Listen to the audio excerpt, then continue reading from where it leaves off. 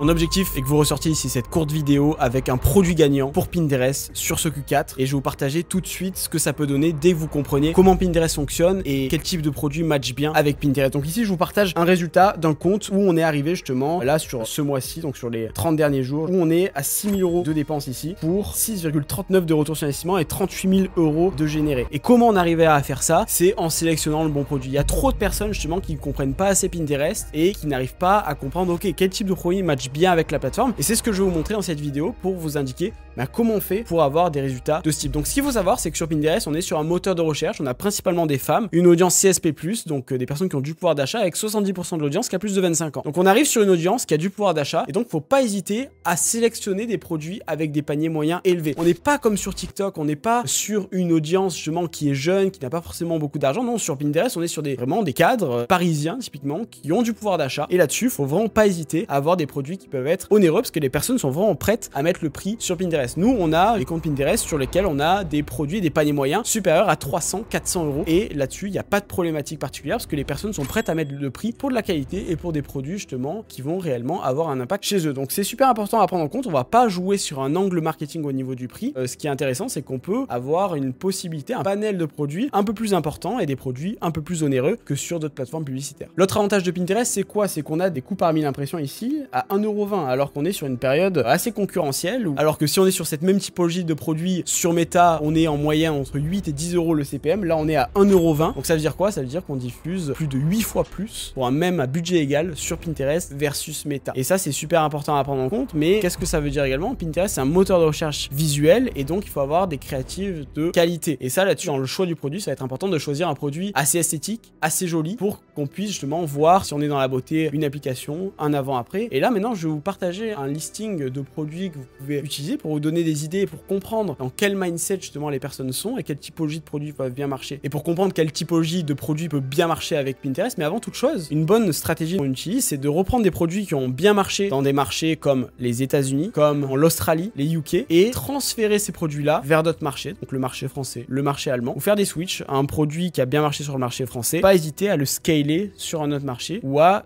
tester justement sur un autre marché qui est vierge. Et là-dessus, vous pouvez utiliser différents outils comme Minea, Pinspy, mais le truc c'est que ces outils sont bien pour avoir un aperçu, mais tout le monde, tous les dropshippers regardent ces outils-là. Donc vraiment, s'il vous plaît, ne passez pas forcément par ces outils, c'est bien pour avoir une vue macro. Mais par contre, si vous souhaitez aller chercher des produits pépites, ça va pas vous donner énormément d'insight parce que vous allez lancer les mêmes produits que tout le monde. Donc ce qui est important, c'est quoi? C'est de regarder le fil d'actualité sur Pinterest avec un VPN, donc mettre le VPN aux États-Unis et regarder sur un fil d'actualité américain qu'est-ce qui ressort comme mot-clé. Quand vous tapez un mot-clé, admettons là pour le Q4, idée cadeau, qu'est-ce qui ressort concrètement pour que vous puissiez l'adapter au marché français ou à un autre marché en fonction de ce que vous souhaitez faire. Et ça, c'est très important à comprendre parce que si vous mettez en place les mêmes actions que tout le monde, à savoir scraper son produit sur Bigspy, sur Pinspy, sur Minea et derrière le tester un peu à la va-vite, voir ce que ça donne, non, ça va pas forcément marcher. Ce qui est important, c'est justement d'utiliser d'autres stratégies qui sont beaucoup moins utilisées sur des plateformes sous-exploitées comme Pinterest, mais on évite les gros océans rouges où il y a énormément de concurrence, etc. Et en tout cas, après, choisir un canal et y aller à fond. Et là, par rapport à ça, Pinterest est vraiment top pour ces typologies de produits-là où on peut avoir des paniers moyens assez importants. Les top thématiques sur Pinterest, c'est quoi? C'est la déco, la mode, la beauté, les objets personnalisables, le sport, ça marche très bien, tout ce qui est dans la nutrition, ça marche également très bien, la santé. Mais par rapport à ça, pour vous donner des idées concernant les produits que vous pouvez lancer, je vais vous en partager quelques-uns tout de suite. Donc si vous êtes dans la décoration, je vais vous donner des exemples. Vous pouvez vendre typiquement des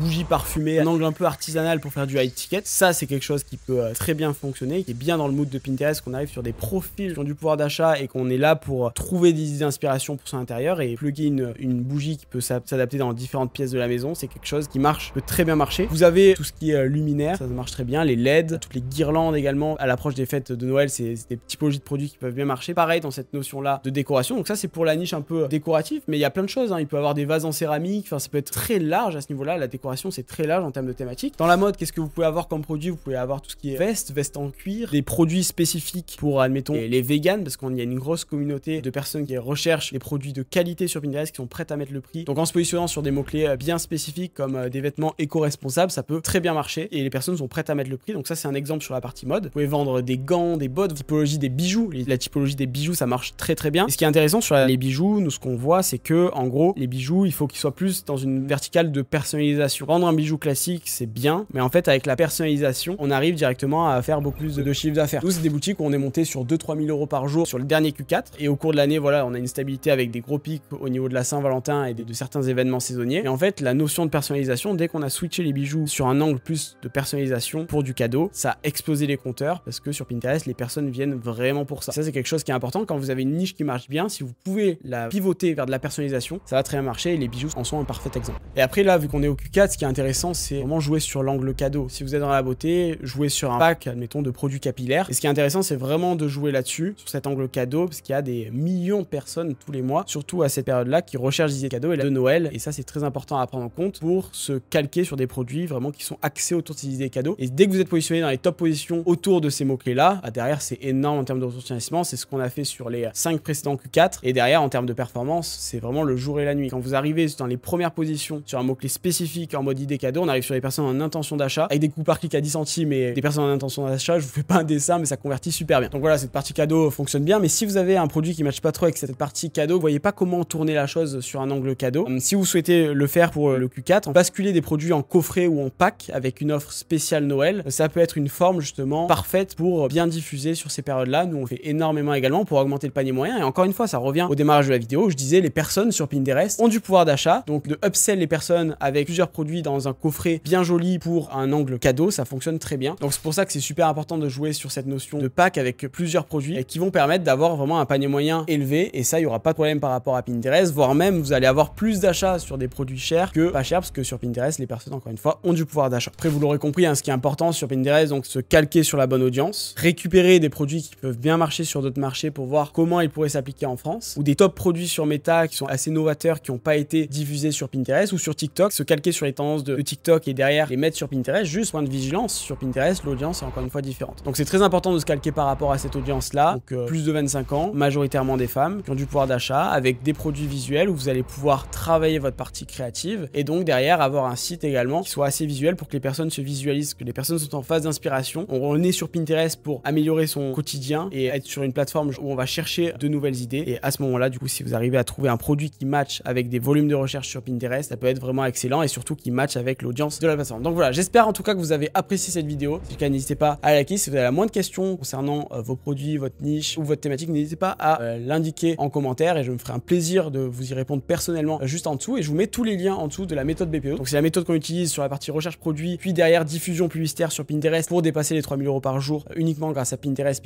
Ads. Et derrière, comment on fait pour scaler ces comptes-là jusqu'à la réussite sur cette plateforme avec les nouveaux formats là qui arrivent comme le Performance Plus où on explose vraiment tous les scores avec des coûts publicitaires vraiment faibles. Donc voilà, tous les liens se trouvent en description. Si vous souhaitez qu'on fasse un appel ensemble pour voir si on peut vous accompagner à scaler sur Pinterest, c'est avec grand plaisir. Je vous mets également tous ces liens en description. C'était Luc. Je vous dis à la prochaine dans une prochaine vidéo au sujet de Pinterest. Ciao!